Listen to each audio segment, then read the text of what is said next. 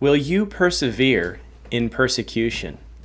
That is our question for today. And can you prepare? Is there anything that can be done for the day that persecution comes so that we will persevere? So that is our focus. I am Dr. Andrew Marquez, and this is the Baptist on the Bible podcast. Here is your 7 at 7 devotion, and today we're digging into the concluding portion of the fiery furnace. We're going to be in Daniel chapter 3, verses 19 through 23, and we're going to zero in on the punishment that Nebuchadnezzar enacts for Shadrach, Meshach, and Abednego. And in the midst of everything that's gone on, the day comes when persecution arrives at the door. And what can you do other than pray for God to help you be faithful, to make it through? So let's read these verses together and just keep that in mind. Are you ready for persecution if it in fact comes? So beginning at verse 19, it says, "Then Nebuchadnezzar was full of fury, and the expression on his face changed toward Shadrach, Meshach, and Abednego. He spoke and commanded that they heat the furnace 7 times more than it was usually heated. And he commanded certain mighty men of valor who were in his army to bind Shadrach, Meshach, and Abednego and cast them into the burning fiery furnace. These men were bound in their coats, their trousers, their turbans, and their other garments, and were cast into the midst of the burning fiery furnace.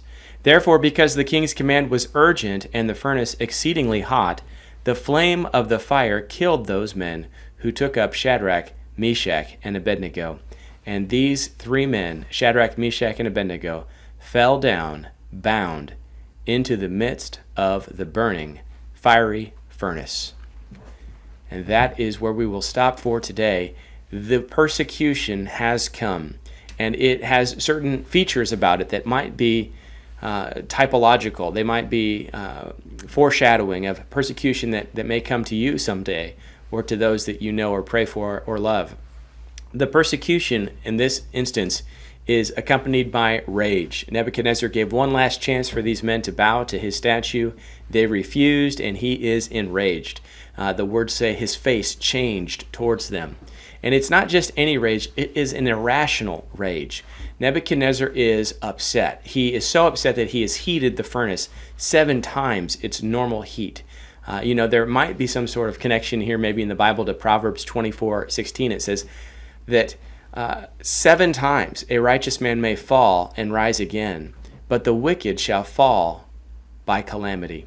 That there is a preservation for God's people that's not available to those that are unrighteous. And so we have this kind of contrast between Nebuchadnezzar's attempt to destroy these 3 by 7 times the heat and God's preservation. And so we will see that next time, what happens to these men. But Nebuchadnezzar is irrational. He gets his mightiest men to bind Shadrach, Meshach, and Abednego. And why does he need his mighty men of valor to do this? He is trying to make an example perhaps of them, to show that there is no escape from his wrath when you refuse the king's order. So he gets his strongest men to bind these 3, and then there's an urgency. They leave the garments on the men. That might provide some kind of kindling. It's not necessarily good for Shadrach, Meshach, and Abednego, but they move so quickly, the urgency, it does not allow the mighty men to protect themselves, and they are actually killed by the heat of this flame, this furnace. And the heat tells us that the deaths of these men reveal that there is a reality to this. We have a rage, an irrationality, an urgency, and a reality that this is hot. It's not as though Shadrach, Meshach, and Abednego may survive some sort of underheated furnace. No, this is so hot it killed those that are casting these 3 into the furnace. And likely this furnace was built into a mountainside, and there was a furnace opening at the top for exhaust and a door at the front. And so you kind of envision Nebuchadnezzar and his men are looking through the door, maybe in the front or the opening there, and the men are being cast in from the top. But the flame, perhaps a gust could blow and cause the heat to hit those casting in Shadrach, Meshach, and Abednego. And you have this vision that the men are killed and they drop the 3 and they fall down into the fiery furnace. Well, what do we do with this? What do we do? Is there anything that we can do as Christians, as believers, to be ready for the persecution that comes? Certainly there will be a moment when you recognize persecution or hardship, punishment for your faith is at hand.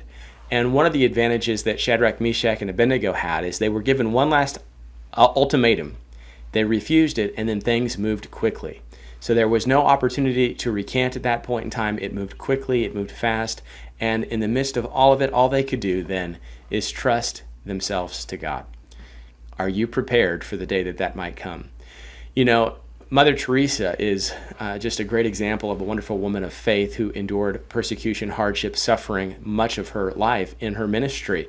There's a story of Mark Hatfield, who was a senator, who went and visited the House of Dying. And this was a place where children went that weren't going to survive, and those that just needed help. And Mother Teresa would serve these people. And it was just a service that ultimately often ended in death. And Senator Hatfield said to Mother Teresa one day, "How can you bear the load without being crushed by it?"